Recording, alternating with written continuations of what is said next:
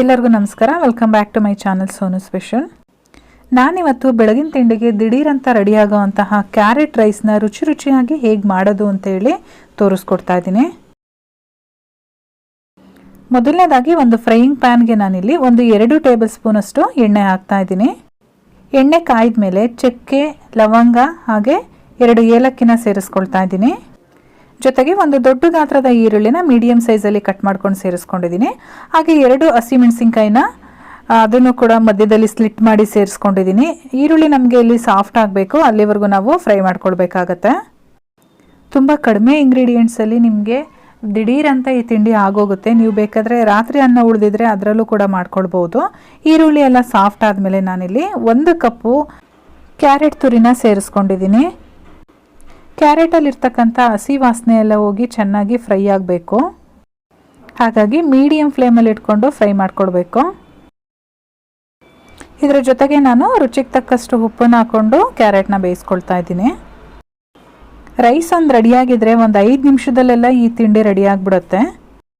Carrot ಎಲ್ಲ ಚೆನ್ನಾಗಿ ಬೆಂದು ಹಸಿ ವಾಸನೆ ಎಲ್ಲ ಹೋದ್ಮೇಲೆ ನಾನಿಲ್ಲಿ 1.5 ಟೇಬಲ್ ಸ್ಪೂನ್ ಅಷ್ಟು ಸಾಂಬಾರ್ ಪೌಡ್ರು ಸೇರಿಸ್ಕೊಳ್ತಾ ಇದ್ದೀನಿ. ಸಾಂಬಾರ್ ಪೌಡರ್ ಸೇರಿಸ್ಕೊಳ್ಳೋದ್ರಿಂದ ತುಂಬಾ ರುಚಿಯಾಗಿ ಬರುತ್ತೆ ಕ್ಯಾರೆಟ್ ರೈಸು. ಸಾಂಬಾರ್ ಪೌಡರ್ ಇಲ್ಲ ಅಂತ ಅಂದರೆ ಈ ಜಾಗದಲ್ಲಿ ನೀವು 1 ಟೀ ಸ್ಪೂನ್ ಅಷ್ಟು ಗರಂ ಮಸಾಲ ಪೌಡರ್ನ ಸೇರಿಸ್ಕೊಳ್ಬೋದು. ಇವಾಗ ನೋಡಿ ನಾನಿಲ್ಲಿ ಒಂದು 2 ಟೇಬಲ್ ಸ್ಪೂನ್ ಅಷ್ಟು ತೆಂಗಿನಕಾಯಿ ತುರಿ ಸೇರಿಸ್ಕೊಳ್ತಾ ಇದ್ದೀನಿ. ಹಾಗೆ ಇಲ್ಲಿ ತುಪ್ಪದಲ್ಲಿ ಹುರಿದಿರ್ತಕ್ಕಂಥ ಗೋಡಂಬಿನ ಸೇರಿಸ್ಕೊಳ್ತಾ ಇದ್ದೀನಿ. ಇದನ್ನೆಲ್ಲ ಚೆನ್ನಾಗಿ ಮಿಕ್ಸ್ ಮಾಡಿಕೊಂಡು ಒಂದು 30 ಸೆಕೆಂಡು ಫ್ರೈ ಮಾಡ್ಕೊಳ್ಬೇಕು. ಈಗ ಎಲ್ಲವುದು ಕಂಪ್ಲೀಟಾಗಿ ಫ್ರೈ ಆಗಿದೆ. ಲಾಸ್ಟಲ್ಲಿ ನಾನು ಇದಕ್ಕೆ ಬಿಸಿ ಬಿಸಿಯಾಗಿರ್ತಕ್ಕಂಥ 2 ಕಪ್ಪು ರೈಸನ್ನು ಸೇರಿಸ್ಕೊಳ್ತಾ ಇದ್ದೀನಿ. ನಾನು ಮೊದಲೇ ಹೇಳ್ದಂಗೆ ಬಿಸಿ ಬಿಸಿ ರೈಸೇ ಆಗಬೇಕು ಅಂತ ಏನಿಲ್ಲ. ರಾತ್ರಿ ಅನ್ನ ಉಳಿದಿದ್ರೆ ಬೆಳಗ್ಗೆ ಎದ್ದು ಈ ರೀತಿ ಮಾಡ್ಕೊಳ್ಬೋದು ನೀವು, ಅಥವಾ ಮಧ್ಯಾಹ್ನದ್ದೇನಾದರೂ ಮಿಕ್ಕಿದ್ರೆ ಸಂಜೆ ಟೈಮ್ ಮಾಡ್ಬೋದು. ಅನ್ನ ಹಾಕಾದ್ಮೇಲೆ ಚೆನ್ನಾಗಿ ಮಿಕ್ಸ್ ಮಾಡ್ಕೊಳ್ಬೇಕು.